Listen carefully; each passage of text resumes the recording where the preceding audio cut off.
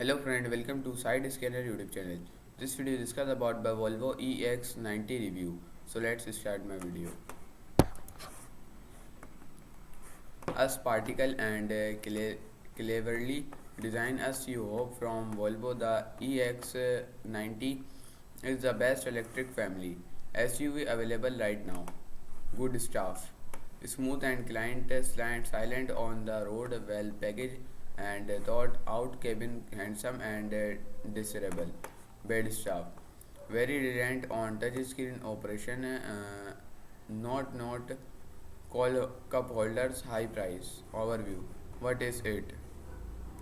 The first genuinely convincing premium school run car on the electric area. It's very good. The EX90, even the flagship version, cost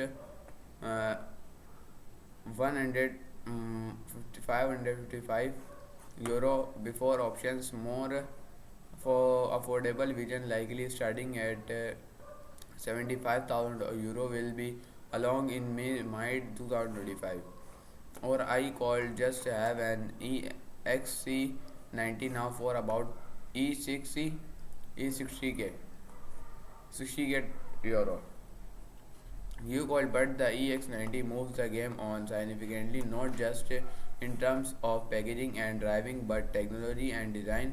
That said, Volvo is hedging its bets against the electric backlash felt across Europe and beyond. A facilitated is XC90 will be along in a few months. Just bear in mind that top spec plug-in versions are actually 84k euros and the waiting list for use is already 3 to 4 months. Although you get one sooner than an E6 EX90 which is already sold out around 8 months ahead.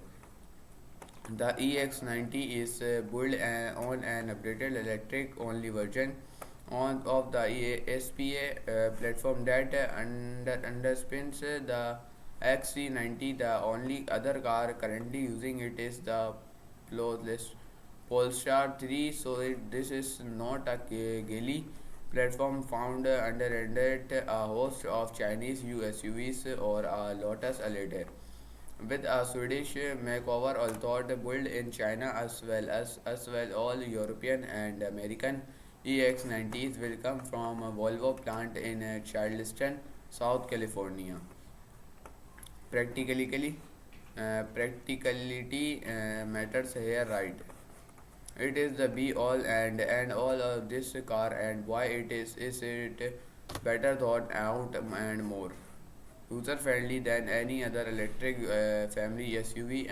Other out there, Audi Q8, BMW iX, and Mark EQE SUV are all premium SUVs looking for a role. This one understands exactly that is for. Okay, it not much more imaginative inside than an XC90, but the board battery against 111 km per hour, 170 km per hour usable, allows for a flat floor across the second row and decent food space in the area row as well, and there's a huge well under the food boot floor. All UK cars will have 7 seats. In some market the middle row can be switched for a pair of captain chairs.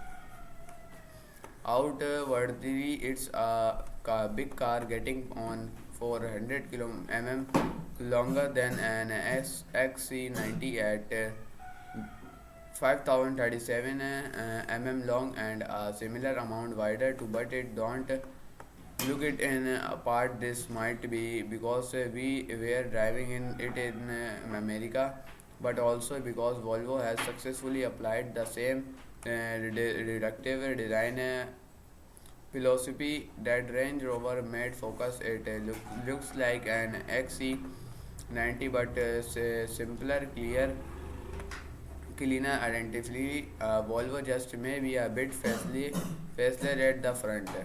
Why it's got a taxi sign on the roof. That's the LiDAR radar then a node to the fact this will inevitably be mom and dad's rounded service. It currently don't improve the EX90's lines, but it does boost safety, and Volvo likes safety. The claim is that this is the safest Volvo ever able to build a 360-degree picture of the world around the car with the leader able to pick out small objects in the road hundreds of meters away night or day. There's also an interior radar to prevent children or pets being left inside by mistake. We all been there, and all the driver monitoring and assistance systems you expect with comparatively few irritating bones, squeak and uh, stress. If your experience was anything to go by, may tell to me about the connectivity.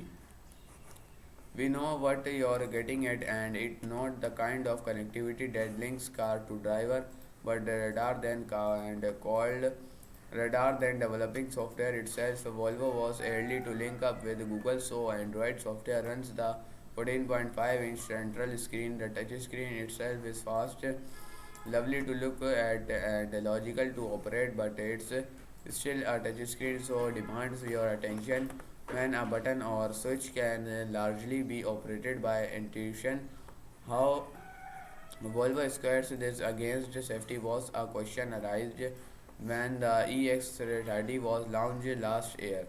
The screen here is much better, but the integration is deeper. Adjust the steering wheel you're into the screen. Some goes for the side mirrors, offering the boot using the heating, fine tuning your seat.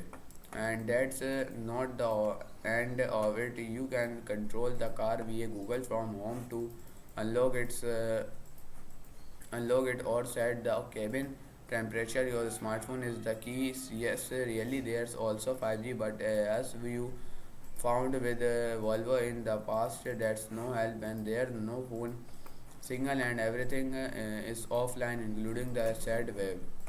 Sweeting 710, the pill for me is there. Anything to help the driver out. Be directional charging cloud be useful, and the charging itself is fast. Considering this is built on 400V radar than 800V architecture, able to charge at up to 250 km. A 10-80% charge takes 30 minutes. The EX90 supports Apple CarPlay as well as Android Auto. Just a well or Volvo called have lost 50% of its cells right there, and there over 50 kg of recycled material around the car, most notably the standard Nordico leather trim, which is made from second-hand plastic and sustainable pin oil. Time for the dreaded question of range. Slightly long-winded answer, although at launch the EX90 has a choice of two power outputs, either 510 bhp or 402 bhp. The former, the twin motor performance is a second quicker, 262 kilo mph at 4.9 seconds. Top speed in booth is a limited 112 mph. The 670 IAB FT performance version is swift, but world observably be a lot faster. It didn't wait 2787 kg driven booth, and you just don't need over 500 bhp in your EX90, so save yourself 4300 euro. The only word of warning for the plain twin motor in the total response is sleepy, and unless you drive into the mice and press the constant 4WD button. Claimed range is 374 miles for both. Version is sunny, warm California. We were reliably getting over 300 miles, but in damp December UK that fell to 250 miles averaging 2.5 mi per kilometer per hour. Heading of a sky holiday, you be looking at recharging soon after 200 miles has passed and that before you're stuck a roof box on. How do you drive? Very well indeed. Volvo is rightfully proud of how quick a cruiser it is, how smooth to more and on this in the driving tab obviously, but also things impress the troller sensitivity and control at low speeds, the accurate steering, the light easy controls, the momentum when you lift operates only when the road gets thought you start to become aware of the weight. Rear driving assist with lane keep and radar cruise leads responsibly and actually, but the steering inputs are a little jerky despite the latter being able to see so far down the road and one pedals auto driving mode into is to Sweden a BWM does it better. Does it feel good inside? It's good. It's got that fortily chic, scandy, wide vibe about it. That the materials are tactile. The design laid back yet smart among rivals on the BMW iX. Does it as well or better than it is. The quality is superb. It feels worth the considerable money. Just don't get the wall trim if you going to be crying kids obvious reasons. What rivals should I be looking at? There simply aren't many 7-seat family SUVs available yet as a family. However, this believes Audi Q8 e-tron or Mac Mark EQE SUV into the weights. Read more on that in the interior section. The question you need to answer is, do you definitely want a full electric? Because if you don't, a world of hybrids open up to you, including Volvo one on SXC90 T8. The car that might be on your lips right now is Kia EV9. It's a whopper, but it's not as well packaged the Volvo, not nearly as nice inside, and is a hufflepuff to drive with many warning bongs.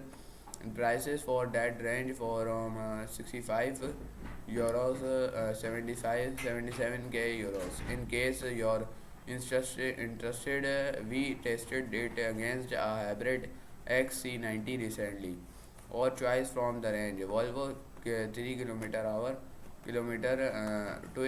twin motor ultra 111k wh 5 dr auto. What's the verdict? Smooth and silent on the road, it's a pleasure to drive more widely than you might expect for its size and weight.